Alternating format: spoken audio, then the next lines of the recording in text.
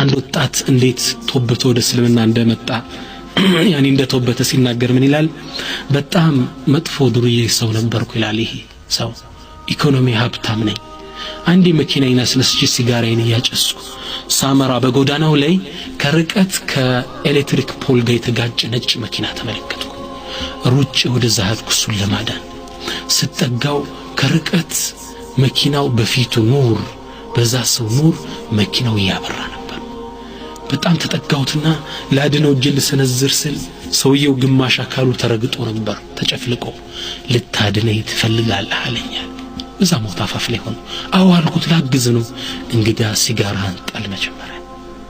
ሲጋራዬን አስጣለኝ። ደነገጥኩ አለ። ይሄ ሞት አፋፍ ላይ ያለ ቃል ከባድ ነበር። ደነገጥኩ። ከዛ ጎትቼ ላወጣው ስል ምን አለኝ? አሁንም ልትረዳኝ እውነት ትፈልጋለህ አለኝ። አዎ አልኩት። ይሄ የምትፈልግ ከሆነ ነብዩ ሰለላሁ ዐለይሂ ወሰለም ምን ይላሉ አለው መሰል። እዛው ላይ ሞት አፋፍ ላይ ያለ ሰው ነብያችን ምን አሉ? መን ሰነዐ ለኩም ማዕሩፈን ፈካፊሁ፣ አንድ ጥሩ የሰራላችሁን ሰው በጥሩ ምላሽ ስጡት ይላሉና እኔ ደግሞ ሞት አፋፍ ላይ ነኝ፣ መዳኛ የለኝም። ግን ጥሩ ነገር ልሰጥህ የምችለው ነገር ቢኖረኝ ምክሬን ነው፣ ልምከርህ አለኝ። ኢተቂላህ አላህን ፍራ፣ ኢተቂላህ አላህን ፍራ፣ ኢተቂላህ አላህን ፍራ አለኝ። ሶስቴ ተርበደበድኩ አለ።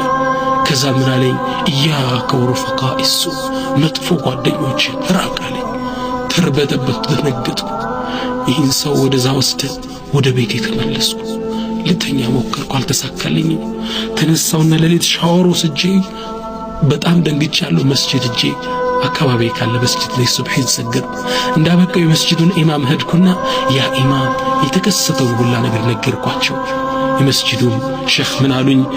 احمدالله الذي أحياك بموت ذلك الرجل، በሱ ሞት አንተን ህይወት የዘራልህን አላህን አመስግን። እሱን አላህ በዛ ክስተትኮ ወደ አኺራ ሲወስዱ አንተን አስተምሮ እንዲወጣ አደረገው። احمدالله الذي أحياك بموت ذلك الرجل አሉኝ። ከዛ ወዲያ ራሴ ተመልሼ ለኔም ለሱም ዱዓ ያደረኩ